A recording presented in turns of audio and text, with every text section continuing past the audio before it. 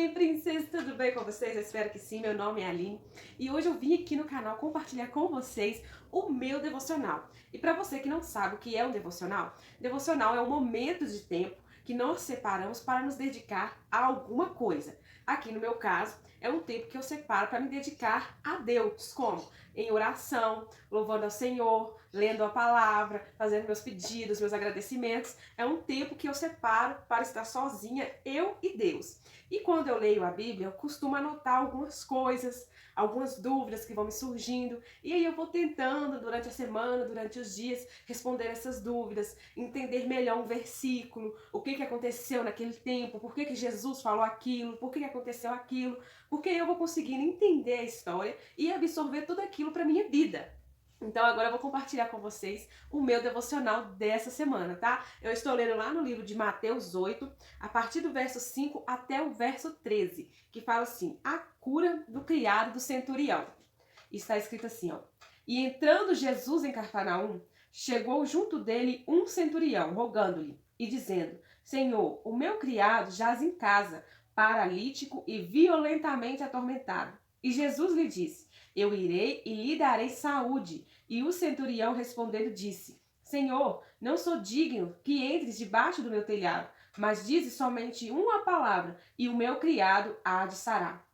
Pois também eu sou homem sujeito ao poder, e tenho soldados às minhas ordens, e digo: a este vai e ele vai, e ao outro vem e ele vem, e ao outro meu criado, faze isto, e ele o faz. E maravilhou-se Jesus, ouvindo isso, e disse aos que o seguiam: em verdade vos digo, que nem mesmo em Israel encontrei tanta fé, mas vos digo que muitos virão do Oriente e do Ocidente, e assentarão-se à mesa com Abraão, Isaque e Jacó no reino dos céus. E os filhos do reino serão lançados nas trevas exteriores. Ali haverá prantos e ranger de dentes. Então disse Jesus ao centurião: vai, e como creste te seja feito. E naquela mesma hora o seu criado sarou. Agora vamos destrinchar essa palavra e tentar descobrir o que isso aqui revela para a nossa vida. O que eu posso tirar de conclusão para a minha vida dentro dessa palavra. Primeira coisa aqui, a gente precisa entender o que estava acontecendo. O que é um centurião? Um centurião é um líder de soldado, um chefe de exército. Ele tinha soldados às suas ordens, né? Tanto pessoais como para ordens de guerra mesmo. Ou seja, era uma pessoa importante que chegou até Jesus para pedir um milagre. E a gente entende que apesar dele ser um homem de posses, né? Um soldado, um líder de soldados, ele era um homem humilde de coração, porque ele estava preocupado com um de seus soldados, ele estava preocupado com um de seus servos, que estava paralítico e atormentado, ou seja, aconteceu algum acidente com esse soldado que o fez ficar dessa forma, e ele provavelmente ficou muito triste, porque um soldado, a gente pensa numa pessoa ativa, um homem forte, um homem de guerra, de repente acontece um acidente, ele fica paralítico e fica muito triste com aquela situação. E o seu líder, vendo aquilo ali, se preocupou com ele e vendo a oportunidade de chegar um milagre até ele. Porque provavelmente esse chefe de exército, esse centurião, ouviu falar de Jesus. E quando ele chega até Jesus, ele já estava crendo que Jesus fazia milagres. Então ele chega até Jesus para pedir pelo seu servo. Ele não pede nada para ele, ele pensa somente no seu servo. Por quê? Provavelmente era alguém que ele gostava muito e que ele considerava. Porque ele pede para Jesus algo para outra pessoa. Então ele se lembra do seu servo e, como provavelmente eu já falei, ele ouviu falar de Jesus. Quando ele chega até Jesus, ele fala: agora é a hora de eu pedir um milagre para o meu amigo, para o meu soldado que está ferido. Então ele vai até Jesus cheio de fé e explica quem ele é. Apesar de para Jesus a gente não precisar explicar nada, porque ele sabe tudo que fazemos e pensamos antes mesmo de falar. Então ele explica que eu sou um soldado e eu preciso da sua ajuda, eu preciso que o Senhor faça um milagre, porque eu tenho um soldado ferido lá em casa precisando de um milagre, de uma ajuda. Então lança uma palavra sobre ele e ele será curado. E Jesus fala: eu vou até lá na sua casa, eu vou orar por ele e ele será curado. E ele fala: não sou digno que tu vás até a minha casa, mas eu creio que se falares uma palavra sobre a vida dele, ele será curado. Então Jesus admira-se, a palavra para tudo aqui para falar que Jesus parou e admirou as palavras daquele homem.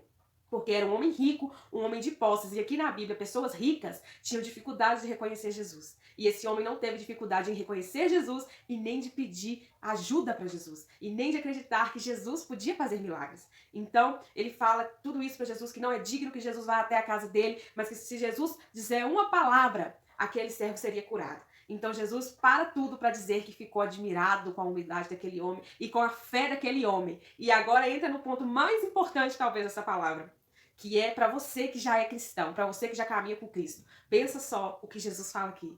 Jesus para tudo para falar isso. Esse homem não era cristão, ele somente acreditava em Jesus, mas até que ele ainda não servia a Cristo.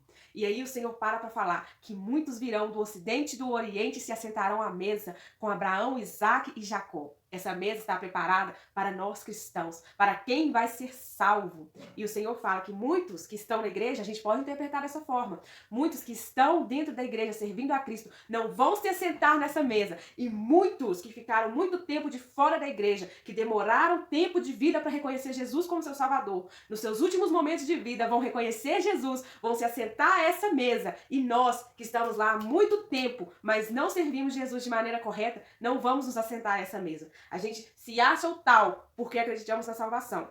Mas Jesus fala que muitos estão sendo enganados porque não estão servindo da maneira correta, não estão crendo da maneira correta. É muito bom para falar, mas não é bom para viver. Então também não é bom para se assentar a essa mesa, que muita gente arrota que vai se assentar e se acha melhor do que os outros porque vai se assentar nessa mesa. Mas no final, esse outro pecador pode se assentar a essa mesa porque vai crer melhor do que você, vai acreditar de forma verdadeira. Porque esse homem aqui acredita que Jesus nem precisava ir na casa dele, porque primeiro ele não era digno, e segundo porque ele acreditava que uma palavra lançada já era o suficiente para o milagre.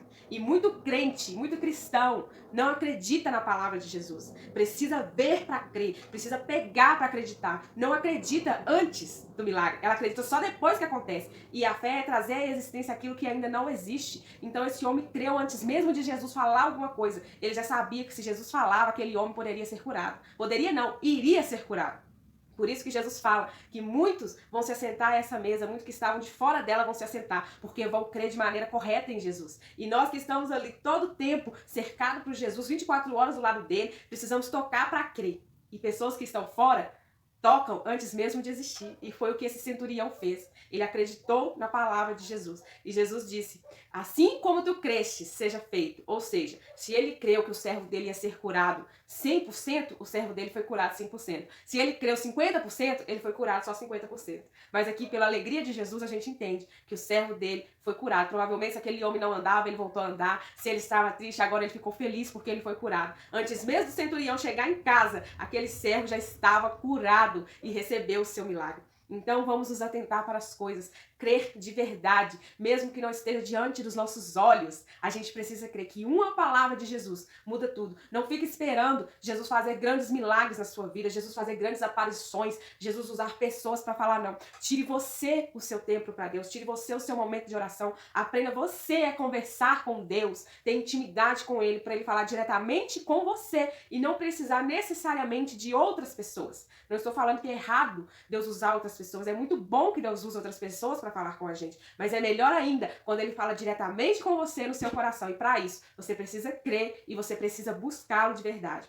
E acreditar que para o milagre acontecer, não precisa de grandes manifestações, precisa de uma grande manifestação no seu interior. Você crer que Jesus pode te curar, pode te salvar, pode te libertar, sem fazer um grande barulho, porque aqui não foi feito um grande barulho. Foi lançada uma palavra, uma ordem que Jesus deu, aquela enfermidade, ela saiu. E Jesus não falou, Jesus só pensou. A gente não vê aqui Jesus orando, não. Jesus só fala, do jeito que você creu vai acontecer. Ou seja, a palavra de Jesus tem muito poder. O nosso Senhor tem muito poder debaixo da terra e nos céus. Então creia nisso de maneira genuína e verdadeira para viver grandes milagres na sua vida e se assentar nessa mesa com os nossos irmãos na fé, com o nosso pai na fé, Abraão, Isaque e Jacó. Espero que tenham entendido esse devocional. É algo de Deus para as nossas vidas, porque Deus falou comigo também aqui, tá? Então comenta aqui o que você achou, curte esse vídeo, compartilha esse vídeo com outras pessoas, porque é uma mensagem de fé, de esperança e de ensinamento para todos nós, cristãos e não cristãos, tá bom? Um beijo, Deus abençoe todos vocês.